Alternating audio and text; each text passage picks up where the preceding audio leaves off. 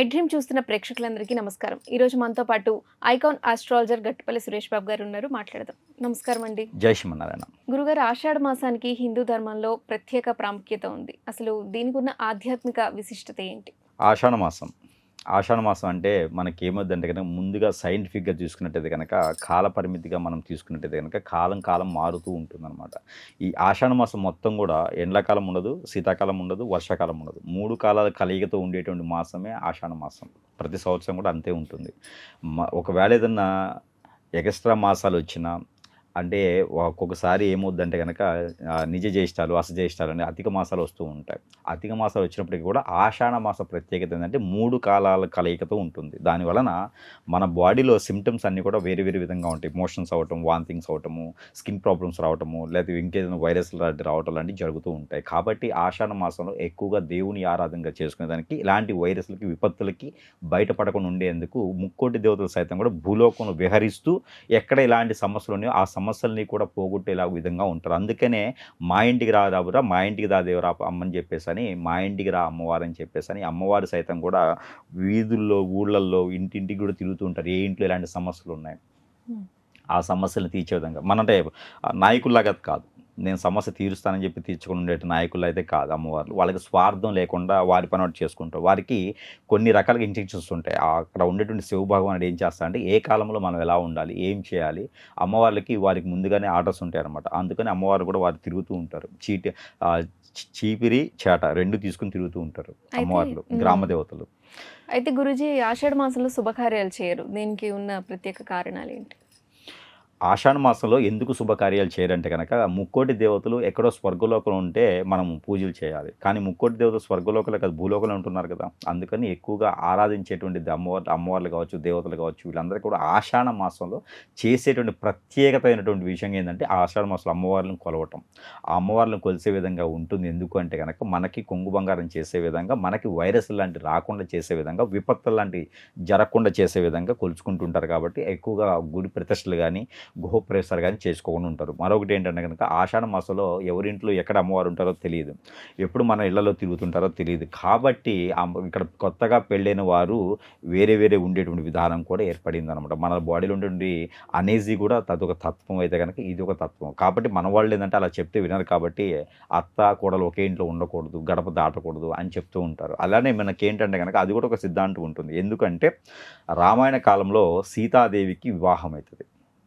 వివాహం అయిన తర్వాత వారు ఆషాఢ మాసంలోనే ఇక్కడికి కోడలు వస్తారనమాట. ఇక్కడికి రావణ వారి ఇంటికి కోడలు వస్తుంది. ఆషాఢ మాసంలో కోడలు వచ్చింది కాబట్టే అలా 14 సంవత్సరాలు అరణ్యవాసము, అజ్ఞాతవాసము చేస్తున్నారు. అందుకనే అల్లుడు ఒకే ఇంట్లోనూ, కోడలు ఒకే ఇంట్లోనూ కలవటానికి లేదు అని చెప్పేసి కొత్త కోడల్ని కానీ, కొత్త అల్లుడిని కానీ మొదటిగా వచ్చేటువంటి ఆషాఢ మాసంలో దూరంగా పెట్టేందుకు అది ఒక ఆస్కారం ఉంటుంది. అలానే కృష్ణుడి కాలంలోకి వచ్చేటప్పటికి సత్యభామని పెళ్లి చేసుకోవడానికి రుక్మిణి కారణమవుతుంది. ఆషాఢ మాసంలో దగ్గర లేకుండా ఉంది కాబట్టి, అంటే ఆషాఢ మాసంలో వీరు కలిశారు కాబట్టి సత్యభామని ఇది చేసుకునే విధంగా వచ్చింది కాబట్టి అని అక్కడ ఒక ఉంటుంది. కాబట్టి ఆ సిద్ధాంతాలన్నీ ఏకదాటిగా చేసి మన కలియుగ కాలంలో కూడా ఆషాఢ మాసంలో కలయిక వలన ఇలాంటివి వస్తున్నాయి, ఇలాంటి విపత్తులు అవుతున్నాయి అని ఒక నియమం పెట్టుకొని అప్పుడు అల్లుడైనా గడప దాటకూడదు, కోడలైనా గడప దాటుకు ఒకే ఇంట్లో ఉండకూడదు అనే ఒక నియమాన్ని పెట్టున్నారనమాట. అది ఒక ఆచారంగా ఉంది తప్పితే అది పర్టికులర్గా ఇది కరెక్ట్గా ఇది ఉంది అని కాదు. ఈ రోజు లేదా ఆషాఢ మాసంలో పెళ్ళిళ్ళు కూడా చేసుకుంటున్నారు. ముహూర్తాలు లేవని, లవ్ మ్యారేజెస్ అని, ఇంకా నాకు తప్పట్లేదని, విదేశాల్లో ఉంటున్నాను అయితే ఆన్లైన్ మ్యారేజ్ కూడా అవుతున్నాయి. కాబట్టి ఇప్పుడు అంత పట్టించుకోవట్లేదు. కానీ ఆషాఢ మాసం ప్రత్యేకత అయితే మాత్రం ఇది.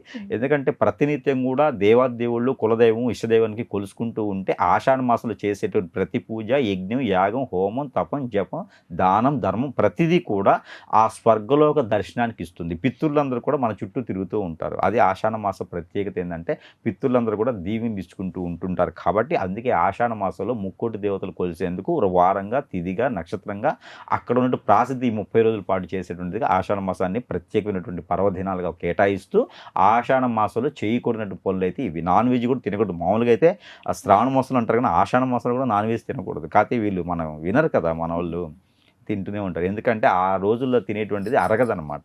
ఆషాఢ శ్రావణ మాసంలో ఎక్కువగా అరుగుదల తగ్గుతూ ఉంటుంది.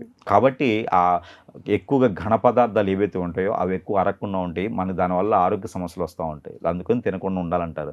కానీ ఈ రోజులు ఎవరు పాటిస్తున్నారండి? అయితే ఆషాఢ మాసంలో మనం చేసుకోవాల్సిన పూజలు వ్రతాల గురించి చెప్తారు. ఇష్టదైవానికి కులదైవానికి ఖచ్చితంగా కొలుచుకుంటూ ఉంటే మన పైన విపత్తులు కానీ మన మీద రాకుండా ఉంటాయి, రూమర్స్ రాకుండా ఉంటాయి, ఆర్థికపరమైన ఇబ్బందులు పడకుండా ఉంటారు. ఆరాధించుకునే దైవానికి పవిత్రంగా ఆరాధించుకుంటూ ఉండాలి. ముఖ్యంగా అయితే కనుక కులదేవతకు ఆరాధించుకుంటే చాలా ముఖ్యమైన పుణ్యకార్యాలు అవుతూ ఉంటాయి అనమాట. కాబట్టి ఈ ఆషాఢ మాసంలో ఎవరికైతే ఎక్కడైతే కులదైవం ఉందో అక్కడ కనీసం బట్టలైనా పెట్టి రావాలి.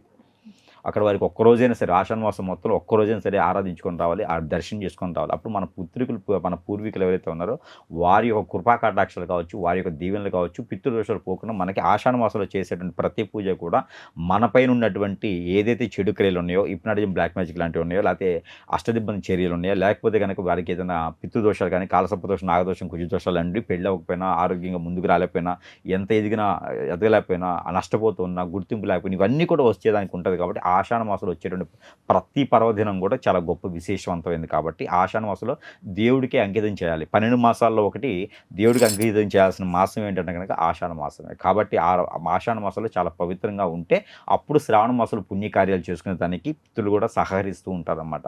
అది ఆషాఢ మాసంలో శివునికైనా పూజించుకోవచ్చు, శివునికైనా ఆరాధించుకోవచ్చు. అలానే సత్యనారాయణ స్వామి వ్రతం కానీ, సుబ్రహ్మణ్య స్వామి పూజ కానీ, శాంతి హోమం కానీ, అలానే లక్ష్మీనరసింహ స్వామి కళ్యాణం కానీ, శ్రీ వెంకటేశ్వర స్వామి వారి యొక్క నోము కానీ నోచుకోవాలి, లలిత సహస్రనామం చేసుకోవాలి. ఇంట్లో కనీసము హనుమాన్ చాలీసాను పఠన చేసుకుంటూ ఉండాలి.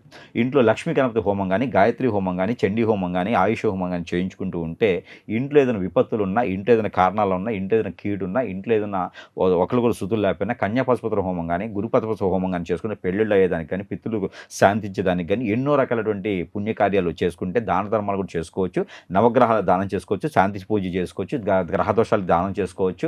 ఎన్నో రకాలుగా ఈ ఆషాఢ మాసంలో చేసుకుంటే కొంగు బంగారం త్వరగా అవుతుంది అనమాట. కాబట్టి ఆషాఢ మాసం ప్రత్యేకత. ఎక్కడైనా పెట్టుబడులు పెట్టాలంటే కూడా, ఇన్వెస్ట్మెంట్ చేయాలంటే ఆషాఢ మాసం ఇన్వెస్ట్ చేస్తే దానికి డబల్ అయ్యేటువంటి అవకాశం ఎక్కువగా ఉంటుంది. అందరూ కూడా ఆషాఢ మాసం ఓపెన్ చేయరు, కానీ ఆషాఢ మాసం ఓపెన్ చేసుకుంటే దేవుని అనుగ్రహం ఎక్కువగా ఉంటుంది. కాబట్టి ఇలాంటివన్నీ కూడా నమ్మాల్సిందే. ఇవన్నీ కూడా సిద్ధాంతాలు ఉన్నాయి, మూఢనమ్మకాలు కాదు. అందుకని ఆషాఢ మాసం యొక్క ప్రత్యేకత ఏంటంటే దేవుడికే అంకితం చేయాల్సినటువంటి మాసం. మన ధర్మం ప్రకారంగా దీక్షాకాలం అంటారు. ఆ దీక్షాకాలంగా పవిత్రంగా చేసుకుంటూ ఉంటే ఈ పవిత్రమైనటువంటి 32 పర్వదినాలు కూడా చాలా పవిత్రంగా చేసుకుంటే మనకి వచ్చేటువంటి మాసాలన్నింటిలో కూడా చాలా పాజిటివ్గా ఉంటుంది. అది ఆషాఢ మాసం యొక్క ప్రత్యేకత. ఆషాఢ మాసం గురించి, ప్రత్యేకత గురించి పూర్తిగా వివరించినందుకు ధన్యవాదాలండి.